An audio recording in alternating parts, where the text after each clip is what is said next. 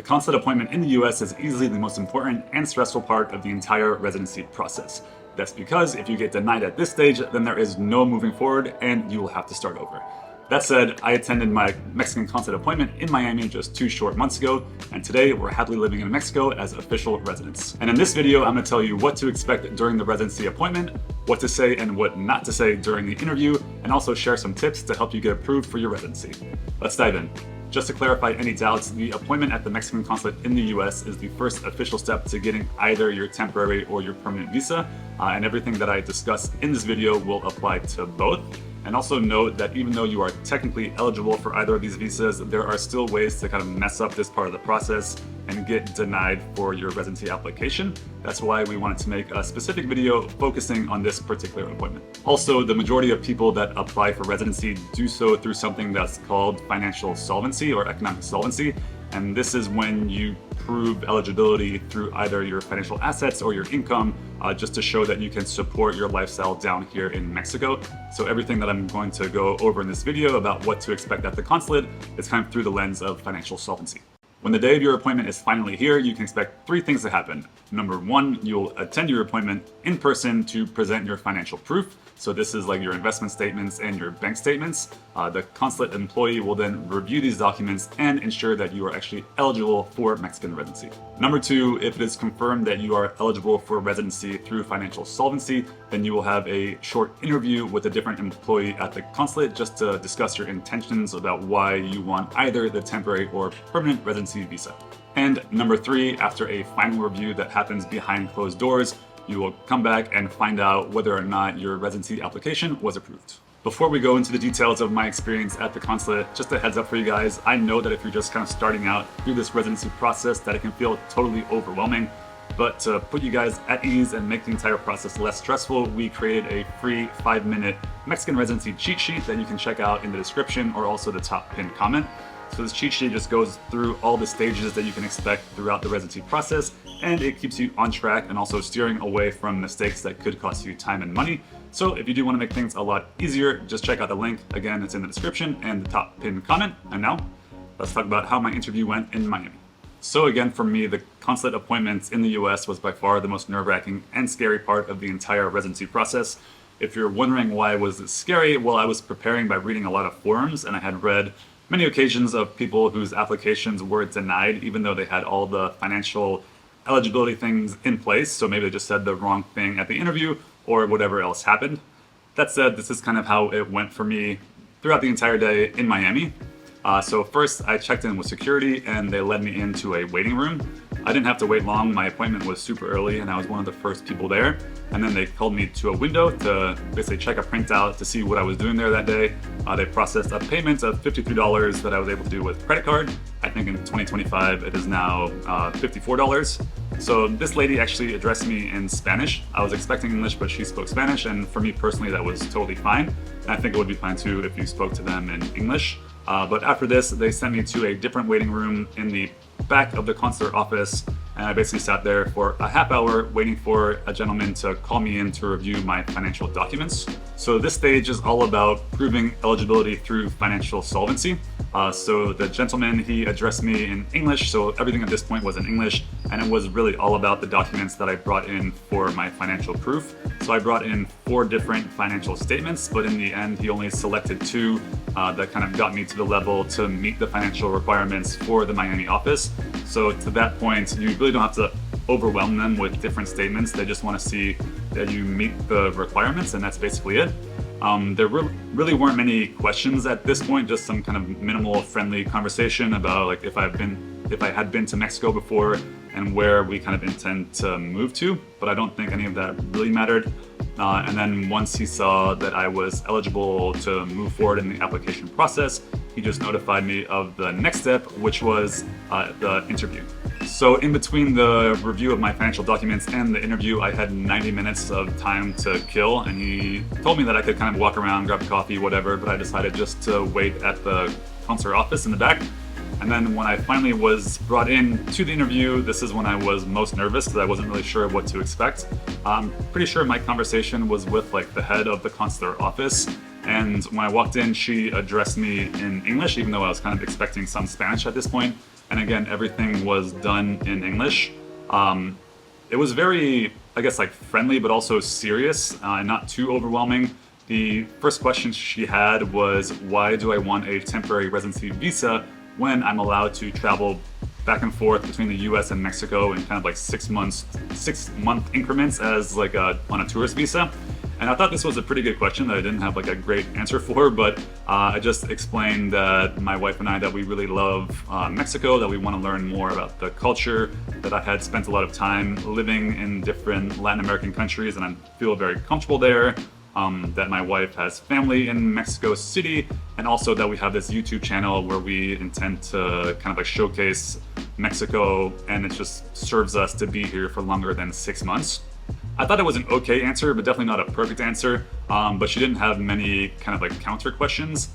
She asked more about the YouTube channel, and I think for that point, they really want to know that you're not going to Mexico to take Mexican jobs, because that's basically not allowed. So don't say that you're going to Mexico to work for like a Mexican company. Definitely don't say that. And really for this interview, what you want to do is just like share your enthusiasm and kind of commitment in why you want to move to Mexico. So what they're not wanting is people who are kind of just like kicking the tires about moving to Mexico. So for instance, it's like, oh yeah, I want to get my permanent residency visa just in case I decide I want to move to Mexico in 5 years.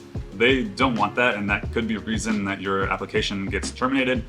So have a good answer, but also don't kind of like over explain and divulge anything that for whatever reason could risk your application.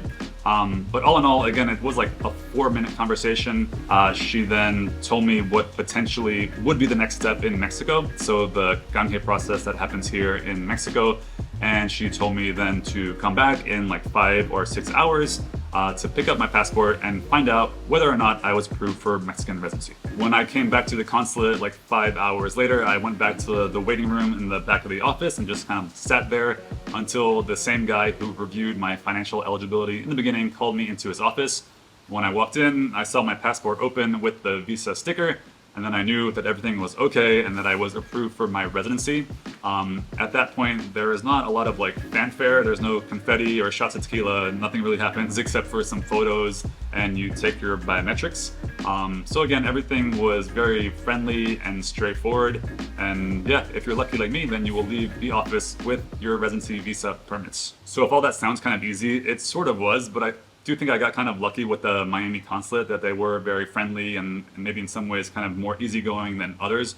Because if you did watch our other video about the Mexican consulates in the US, you know that a lot of them can push back a little bit harder if everything's not exactly how it should be. But that said, I do also think that I set myself up for success by just being super prepared, and this is how you guys can do that as well. So as I mentioned earlier, financial solvency can be proved either through your savings and investments or your income. So for savings and investments, what you need to do is show 12 months of statements where your finances either match or exceed the requirements for that specific consulate. So in this case, you can combine your savings and investments, but one thing that you're not allowed to bring to show financial solvency is any kind of like crypto assets that you have, so don't bother bringing those. And one important thing to consider when applying through savings and investments is that a lot of the consulates will ask that your statements have either an official bank stamp or a wet signature. So here's the exact language that I received from the Miami consulate in my appointment confirmation. I'm just going to read it right here.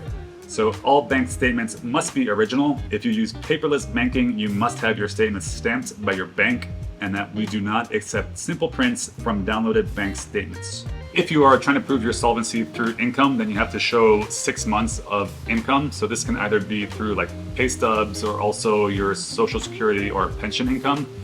If you are applying for temporary residency and you're still employed, then one of the things that the consulates could ask for is kind of a signed document from your employer in their letterhead with a wet signature, so be ready for that. And here's the exact language that I received from the Miami consulate related to applying for solvency through your income.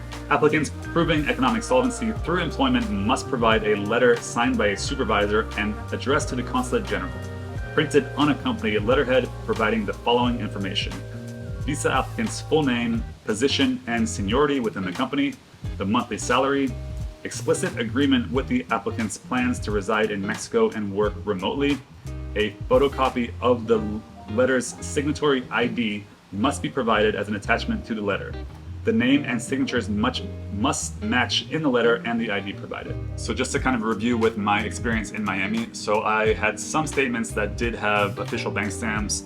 I had some investment statements that did have kind of like an embossing stamp, like the paper stamp. They mentioned that it was good that I had them, but they also used one of my statements that had the embossing stamp and one of just like my statements that were simple printouts and kind of combined the two. But again, you kind of never know what you're gonna get. It really depends on the specific consulate. So if you don't have these exact requirements, exactly how you need them, either for savings and investments or income, just note that some consulates will absolutely deny your application, but some are easier to work with than others. And if you want to know more about that, definitely check out our video about the different consulates here in the US. So here are some final tips to make the day of your appointment just a lot smoother. Remember to show up early, and if you are traveling to a bigger city, just factor in some additional time for parking if you have to find street parking or go into a garage. Also, definitely bring the printout of your appointment. You'll have to show to the security guard who will let you inside to the waiting room. And keep in mind that there will be several times throughout the day when you're just going to sit and wait. So just be prepared for that. And my most important tip for this day is just to go in with a good attitude. So yes, at times it can be maybe a little bit bureaucratic and slow. But if you think about what's happening, like you're getting your residency to a foreign country, that'll be the first step to you moving down to Mexico and living your best life. So just kind of like go with the flow. It costs $54 at this stage, and you might leave after 5 or 6 hours with your visa permit. So all is okay. And just to put it into context, we went through something similar in the US when Aimara got her green card. And to get her green card took like 3 years, thousands of dollars. There were mistakes on the green card. And I can tell you that the people working in the US were definitely not as friendly as the folks that I interacted with in Miami. So relatively, it's pretty easygoing. And if you do have any questions about the entire process, remember that we're always here to help you guys. So reach out in the comments or just shoot us an email. And remember, if you want to make the entire process of getting your Mexican residency so much easier and more straightforward, make sure to check out the free 5-minute Mexican residency cheat sheet that we have linked in the description and also in the top pinned comments. And if you want to find out what to expect during the appointment at the INM office here in Mexico, make sure to check out that video next. And again, if you have any questions, leave them in the comments. Thanks for watching.